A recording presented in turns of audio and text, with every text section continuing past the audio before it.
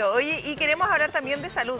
Sabemos todo el tema de infartos al corazón. Siempre el grupo de riesgo ha sido hombres, mujeres mayores de 55 años, pero en los últimos 10, 15 años esta edad ha ido bajando. Los estilos de vida, ¿qué está pasando también con la población en Chile?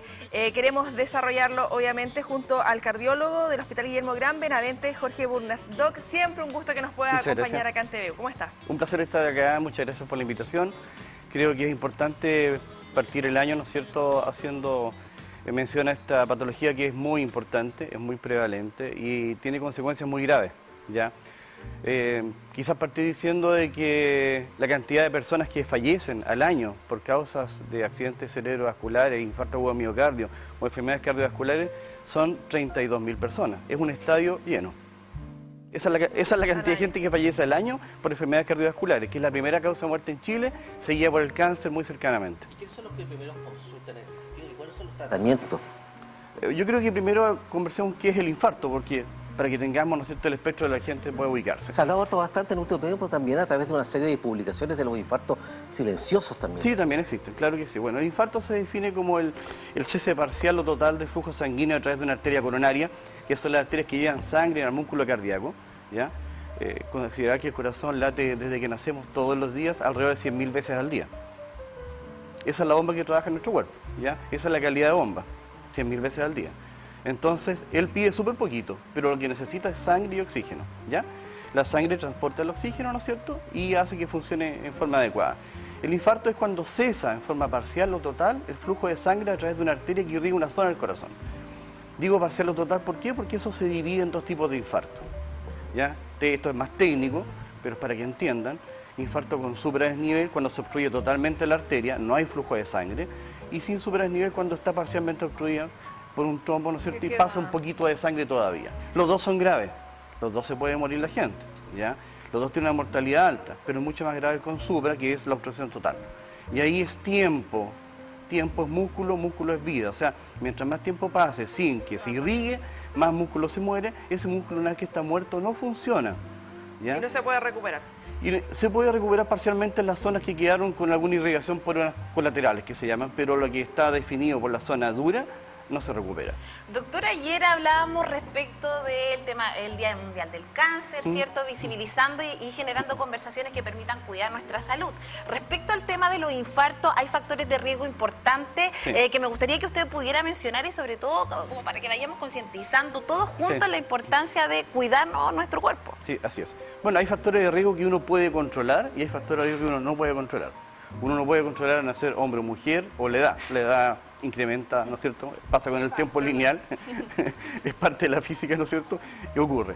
Uno no puede controlar ser más viejo, uno no puede controlar ser hombre o mujer, pero sí puede controlar otras cosas. ¿Ya? Un factor de riesgo es la edad. Mientras más edad tiene uno, más posibilidad de tener un infarto tiene, porque tiene acumulación de enfermedades colaterales del sistema cardiovascular, la alimentación y una serie de cosas que van haciendo que las arterias estén en peores condiciones. Consumo de sustancias, Doc, tenemos acá una gráfica, abuso de alcohol, tabaco y otras drogas, sí, por son supuesto. Factores de riesgo. Son factores de riesgo. Esos son factores de riesgo que uno puede, en el fondo, que son modificables.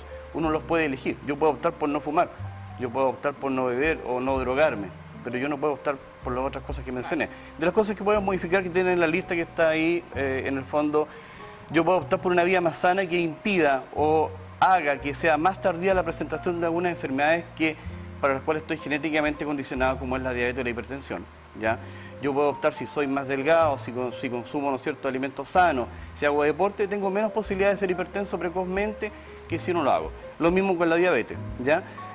Ahí veo la hipertensión arterial, entre otras cosas. La hipertensión, la gente la trivializa, el paciente lo trivializa, porque hay mucho hipertenso, la prevalencia de hipertensión es brutal. Se ha ido normalizando mucho. Entonces es como normal ser hipertenso. No es normal, es anormal y es una condición muy importante que acompaña muchas otras enfermedades. Si tú eres hipertenso y no eres diabético, por el solo hecho de ser hipertenso tienes más posibilidades de ser diabético. Si tú eres hipertenso, nunca has tenido un infarto, tienes más posibilidad de tener un infarto porque eres hipertenso. Así juega, ¿ya? Es como un comodín negativo, ¿ya? Entonces hay que preocuparse de eso, ¿ya? Y en relación a lo otro que ves ahí, la obesidad es algo que se puede controlar. Yo quiero decir algo que es súper importante y que yo sé que la última vez que vine generó algún tipo de impacto. Algunos pacientes me comentaron que esto no lo sabían. Pero es súper importante el tema de la alimentación en los niños. Yo no soy pediatra, soy cardiólogo adulto. yo hago intensivo adulto, no de niños. Y me toca ver en la consulta adultos, no niños. Pero esto es importante, ¿por qué? Porque hay estudios norteamericanos, hechos hace bastante tiempo atrás, que en autopsia de niños que habían sufrido accidentes automovilísticos, por ejemplo, y que hay que hacer una autopsia, encontraron estrías grasas o ya placas de colesterol, si ustedes quieren, a partir de los 6 años en Estados Unidos. De los 6 años. Entonces, cuando llegan a los 18, 20, 25, le agregan consumo de sustancias, es súper deleterio, están muy predispuestos a tener un infarto. ¿Y en Chile qué se sabe en este sentido de las cifras a nivel país? ¿Hay algún antecedente que se sepa, ya que usted diga la cifra de lo que está ocurriendo en Estados Unidos? O sea, ese es un estudio que fue hecho, que fue homologado a nivel mundial. O sea, se supone que todos los niños que están sometidos a una carga lipídica, a una alimentación defectuosa, ¿no es cierto?, la comida chatarra, van a ser iguales. Hay factores genéticos de algunas subpoblaciones que te pueden proteger y otras que pueden ser deleterios. Pero en general, si se encuentra que en un niño de 6 años, 7 años, tienes placas lipídicas porque tu alimentación ha sido deficiente hasta esa edad, la carga que tienes acumulada de colesterol obviamente va a ser mucho más grande. Son mayores. Claro. Doctor, ayer, y dentro de lo que conversábamos también, era el tema de los alimentos anticancerígenos, ¿cierto? Que de alguna forma nos ayudaban, obviamente, a cuidarnos y evitar que ocurra esto. En el caso de los infartos, la dieta, ¿por dónde tiene quizás estar orientada, cierto? O alimentos que nos puedan ayudar a evitar que haya mayores condiciones para un infarto. En general, no tengo, digamos, una especialidad en alimentación, soy cardiólogo, pero te puedo decir que obviamente la carga de sodio es deleteria. Mientras más sodio consuma es peor. El sodio contrae las arterias, ¿no es cierto? La contracción de la arteria aumenta la presión arterial, eso aumenta, ¿no es cierto?, la cizalla de la sangre sobre las paredes de la arteria y van lesionándose esta estructura. La carga de azúcar, ¿no es cierto?, la carga de grasa saturada, todo eso va haciendo un ambiente negativo. Quiero que entiendan que el 90% de las enfermedades cardiovasculares se explica por la falla del endotelio. ¿Qué es el endotelio? Es el grupo de células que recubre la zona interna de los vasos sanguíneos, de todos los vasos sanguíneos del cuerpo. Está el recubrimiento que hace que la sangre se deslice sin dificultad, ¿no es cierto?, con mayor prontitud, se llama endotelio. Y es una estructura, es un órgano prácticamente, que genera una serie de sustancias protectoras. Y cuando tú le estás aportando sodio, le estás aportando grasa, le estás aportando ciertas sustancias que dañan esto, el funcionamiento de esas células se hace defectuoso y se producen sustancias que ya no son protectoras, sino que son, digamos, deleterias o dañinas para el corazón y para todos los órganos. Doc, pensando en los antecedentes y señalamos que cada vez estamos viendo personas más jóvenes que sufren infartos, comúnmente hablamos del preinfarto. Yo recuerdo que usted nos explicaba que es un término que, claro, coloquialmente lo conocemos, médicamente no existe. ¿A qué nos referimos cuando hablamos coloquialmente de un preinfarto y qué señales debemos tener en consideración antes de un infarto? Correcto. Bueno, hay una serie de clasificaciones para definir lo que son las enfermedades coronarias agudas, ¿ya? Y dentro de esto, ¿no es cierto?, está la angina inestable, que es lo que pudiéramos homologar a que la gente dice el preinfarto. Y está el infarto, ¿no es cierto?, cuando no se supera el nivel. La angina inestable es el dolor al pecho, el dolor torácico, que puede ser característico o no característico, ¿no es cierto?, y que puede estar asociado al esfuerzo físico, ¿ya?, al estrés emocional o al consumo de alguna sustancia. Y es que la típica persona que dice, va al hospital porque voy caminando a mi oficina. Tengo el brazo dormido, me dolió el pecho, me dolió el cuello y siento una opresión. Entonces, perdón, tú le haces un electro, no tiene un infarto, tú le haces una toma de enzimas cardíacas, que es una sustancia que nosotros medimos que son ultra específicas del corazón y están normales, pero él tiene clínica como si lo fuera. Eso significa de que tiene daño en los vasos sanguíneos del corazón, en las arterias coronarias, que están a punto de transformarse en un evento como un infarto. Eso la gente le llama preinfarto, pero se llama angina inestable, que puede ser, ¿no es cierto?, una presentación de este tipo de enfermedades. Doctor, pero eso ¿no se asocia como a la taquicardia? No, la taquicardia es el aumento de la frecuencia cardíaca sobre 100 latidos por minuto. Es totalmente distinto a lo que... Tú puedes tener en un infarto taquicardias o puedes tener bradicardias. Si tienes un infarto que está empezando, se genera toda una catástrofe hemodinámica, tú tratas de protegerte y se altera un sistema de control interno, por así decirlo, para que entiendan, y eso me va a presentar con el susto, con el estrés y con el dolor, taquicardia. Se me acelera el corazón. Puedo estar teniendo un infarto con taquicardia, pero si tengo un infarto masivo que comprometa las vías de irrigación del sistema excitoconductor del corazón, voy a tener bradicardia. Ay, Y es más grave porque llego con un bloqueo cardíaco y llego con una frecuencia cardíaca de 30, que es mucho peor. Doctor, y en ese mismo sentido, también en esto de ir entregando mayor información, ¿a qué nos referimos de los infartos silenciosos? Que se ha hablado mucho en las últimas 2 semanas, por sobre todo a raíz de una publicación de un medio digital. ¿De qué trata esto? Hay un subgrupo de pacientes que tienen la posibilidad de tener enfermedad coronaria que no se demuestre clínicamente, que ellos no sientan nada, ¿ya? Y es muy típico que esto se evidencia cuando llegan a un control de salud o llegan, ¿no es cierto?, a hacerse algún examen para una cirugía y encuentran en un electrocardiograma que hay rasgos de que hubiera tenido el infarto una persona. Esto se da especialmente en el grupo de los pacientes diabéticos. En los pacientes diabéticos, como parte de la enfermedad, ya se alteran también las sensaciones. Ya hay una neuropatía diabética que impide que el paciente se dé cuenta e interprete el dolor como tal, ¿ya? Entonces un paciente diabético puede perfectamente sentir una noche dolor abdominal, epigástrico, pensar que es una gastritis, transpiró un poco con el dolor y pasó. Y eso puede haber sido un infarto para él, ¿ya? Así se puede interpretar. De hecho, otro grupo muy importante de pacientes en que cuesta mucho interpretar el dolor es la mujer, que es un capítulo aparte. Porque la mujer, por su condición, ¿no es cierto?, de su capacidad de ser madre, está hecha para resistir un poco más de dolor y depresión que el resto de los humanos hombres, ¿no es cierto? Y por lo tanto, interpretar el dolor torácico en una mujer es súper difícil. Se te abren muchos espectros y muchas veces uno encuentra prácticamente descartando, ¿no es cierto?, el infarto de la mujer. Ella puede consultar por un dolor totalmente atípico, un malestar totalmente inespecífico y puede estar con un infarto grande, tan grande como el que presenta un hombre que llega revolcándose de dolor. Sí, bueno, parte de la biología. Así es. Para enseñar algo súper importante, la taquicardia. Porque taquicardia, ¿por qué nos puede generar? De repente uno está estresado, está con ansiedad, taquicardia. Crisis de pánico, taquicardia. Toma mucho café, taquicardia. Bebida energética. ¿Qué nos puede generar esas cosas?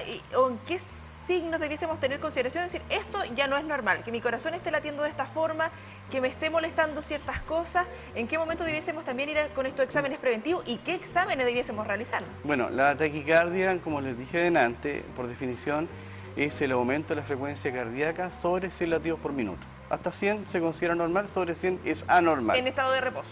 Sí, perfectamente. Muy bien. Aprobado. Y la taquicardia puede tener un origen cardíaco puro, que el corazón se empieza a mandar solo y empieza a mandar estímulos para latir por sí solo más rápido, o puede ser producto de la alteración de otros órganos o funciones biológicas. Por ejemplo, si yo tengo un hipertiroidismo, que es una hiperfunción de mi glándula tiroides, que es como la benzina del cuerpo, vas a andar acelerado, sudoroso y taquicárdico. ¿Por qué? Porque la tiroides está mandando mensajes al corazón que lata más rápido. Si yo tengo una infección, tengo COVID, tengo una neumonía, tengo una gripe fuerte y aumenta mi temperatura, por cada grado de temperatura que tú aumentas, ¿no es cierto?, sobre los 37 grados, tus latidos cardíacos aumentan entre 20 y 30 por minuto. También puedo tener taquicardia por una infección por susto, ya por estrés también. Se segrega cortisol, otras sustancias que son las catecolaminas y el corazón late más rápido. Esos son exógenos, esos vienen de afuera. Invitan al corazón a latir más rápido y el corazón es parte un poco de una víctima del sistema. Pero cuando el corazón genera en sus propios mecanismos de control, están alterados, puede generar taquicardia. Y las taquicardias pueden ser unas más malas que otras. Las taquicardias ventriculares son mucho más malas, que son la zona baja del corazón. Las taquicardias supraventriculares, auriculares, son un poco más benignas, mejor toleradas, pero todas son peligrosas, obviamente. Doctor, usted mencionaba al inicio de su relato de las trombosis. Yo lamentablemente por experiencia personal, yo tuve una trombosis venosa profunda, muy riesgosa, que ameritó una internación inmediata en un centro asistencial. La estuve tratando con anticoagulantes y lo primero que me habló el cirujano vascular era precisamente los riesgos hacia el corazón. ¿Qué pasa cuando no se toman estas consideraciones médicas, cuando no es bien tratada este tipo de trombosis? Ya, lo que tú me estás contando es una trombosis venosa profunda. Sí, exacto. Que eso es, en el fondo, un coágulo que está al interior de un vaso sanguíneo venoso. El corazón tiene dos sistemas, ¿no es cierto?, asociados, el corazón izquierdo y el corazón derecho. El corazón derecho está asociado al sistema venoso, el corazón izquierdo al sistema arterial. Por el corazón derecho llega la sangre del cuerpo, por el corazón izquierdo sale la sangre del cuerpo. Yo lo tuve en tu caso, independiente que sea izquierda o derecha, me refiero a si es venoso o arterial. Cuando tú tienes una obstrucción venosa por un trombo, por un coágulo en una vena, Cuando llegan al corazón, esos se van al pulmón, que es el primer filtro, no se van al resto del cuerpo. Diferente es cuando se generan coágulos al interior del corazón, cuando uno tiene un infarto, por ejemplo, el infarto es grande, el corazón se dilata, se deforma, se puede acumular sangre que no se mueve en la punta del corazón cuando está muy dañado, y ese coágulo o trombo queda ahí y de repente puede salir. Cuando sale se llama émbolo y sale disparado. Y cuando sale disparado, ¿hacia dónde sale? La primera parte que sale habitualmente es la circulación cerebral y sale hacia el cerebro. Típico, abuelita que tiene lo que se llama fibrilación auricular, que es un tipo de arritmia, que el corazón late en forma irregular. Esa irregularidad al latir genera que se formen coágulos al interior del corazón, en las aurículas, y pasan al sistema arterial, ¿no es cierto?, cerebral, y quedan con una hemiplegia. Entonces es diferente que sea una vena o que sea una arteria.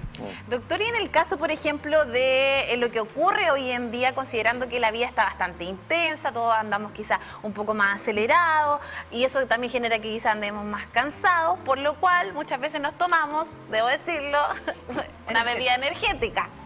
Entonces, ¿estas bebidas de alguna forma contribuyen a que estas enfermedades tengan mucha más aparición? Pero porque ¿qué poseen? ¿Qué características tienen? Tienen una serie de compuestos que en el fondo lo que producen es algún grado de vasoconstricción, te comprimen los vasos sanguíneos, ¿ya?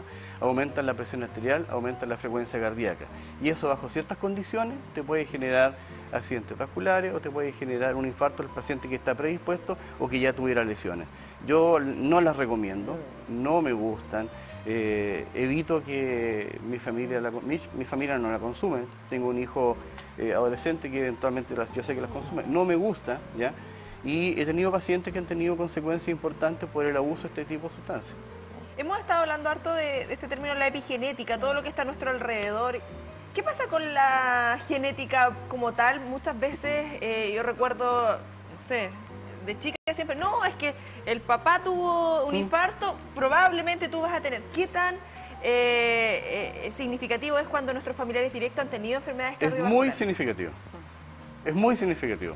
En eso no hay duda.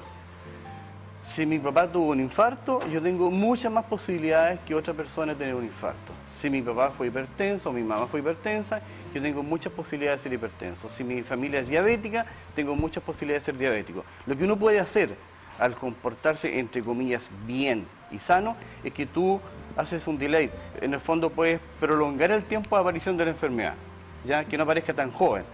Entonces, si yo tengo un papá que fue hipertenso, diabético y tuvo un infarto a los 55 años, yo tengo muchas posibilidades de repetir la historia.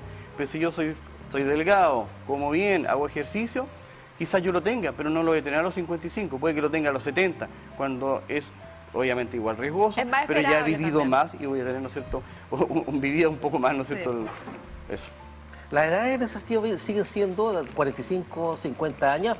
¿O esto va variando? Conforme avanza cada vez vemos infartos en gente más joven. Gente más joven. No es infrecuente tener en la unidad coronaria pacientes de 35 años con infarto. Obviamente los pacientes muy jóvenes, uno sospecha otro tipo de causas, que no es la típica causa del infarto de tipo 1, ¿no es cierto?, que es por placas de ateromas que se quiebran, ¿no es cierto?, y generan un tapón de plaquetas que forman un coágulo y ya viene el infarto. Eso es como el infarto tipo 1 normal. En los jóvenes, en el fondo, habitualmente está por el abuso de sustancias. De los muy jóvenes, me refiero a pacientes de 25 a 30 años, tú tienes que sospechar siempre eso. Y las sustancias generan daño. Las sustancias dañan el endotelio, lo van en el fondo predisponiendo para que el endotelio genera sustancias que hacen que no se coagule la sangre, ¿ya? Y que fluya con normalidad. Y cuando está enfermo, genera sustancias que hacen que se obstruya. Entonces tú cuando consumes drogas, lo que estás haciendo, estás invitando a tu sistema vascular a que se enferme y a que genere trombo. Estamos hablando de cocaína, marihuana... Sí. Doctor, y en el caso, por ejemplo, esto es en el abuso de sustancias en personas jóvenes, pero también hemos visto casos a nivel mundial con connotación importante respecto a deportistas que han generado infartos, por ejemplo, en la cancha, en el Ese es otro tipo de causa. En el fondo, en el deportista habitualmente no está asociado al consumo de sustancias, en el deportista está asociado a alteraciones propias de la estructura del corazón. Hay enfermedades como las miocardiopatías, que es un grupo de enfermedades bastante complejo de explicar acá, pero que en el fondo algunas de ellas son heredables y que es que el corazón se encuentra mucho más engrosado de lo normal, y al estar más engrosado de lo normal tiene alteraciones también en el sistema de distribución del flujo sanguíneo y tiene más propensión a hacer infarto y arritmias, más que infarto, arritmia. El deportista que va corriendo y cae fulminado habitualmente no se muere porque hace un infarto. Fallece porque en el fondo hizo una arritmia fatal o letal. Y las arritmias están dadas porque esta estructura del corazón está alterada. Es más grueso o más grande, ¿no es cierto?, el corazón de lo normal, y pasó desapercibido en un control de salud que se le hizo al deportista. No se le hizo una ecocardiografía, por ejemplo, o otro tipo de examen de imagen para visualizar si tenía esta enfermedad. Y lo tenía de chiquitito, creció, toleró, ¿no es cierto?, no se dio cuenta, y ante un ejercicio intenso generó este drama que es esta arritmia fatal que termina con el paro. O sea, ¿se puede diagnosticar antes? Sí, claramente. Estamos viendo acá en imágenes pruebas para diagnosticar estos ataques. Electrocardiograma, que yo creo que es lo más común a lo que uno normalmente le mandan a realizar, que con los exámenes de sangre, radiografías y todo lo que debiésemos tener estos chequeos o si tenemos dudas y de manera preventiva finalmente. Sí, bueno, el infarto, a ver cómo lo diagnostica, digámoslo en dos partes. ¿Cómo lo puede pensar la gente en la casa? ¿Cómo puede darse cuenta si está con un infarto un familiar o ellos? Y cómo lo vemos nosotros en el hospital. Claro. El paciente tiene que sospechar de un infarto ante un dolor torácico opresivo, como una pata de elefante en el pecho, no la puntadita que me duele, no, es opresivo. Me aprieta el pecho, me duele, me cuesta respirar. Se asocia habitualmente a sudoración, náuseas o vómitos, ¿ya? Importante, son síntomas neurovegetativos que se llaman, es un tipo de respuesta propia. Y este dolor dura por más de 20 minutos y está asociado a disnea o a dificultad para respirar. Si tengo un dolor de ese tipo, yo tengo que ir a una clínica o a un hospital rápidamente porque puedo tener un infarto. Si le sumo que soy diabético, hipertenso o he tenido un infarto antes, con mayor razón. Eso es lo que tiene que sospechar la gente en la casa cuando tiene un dolor. Ese es el dolor torácico que preocupa, no otro, ¿ya?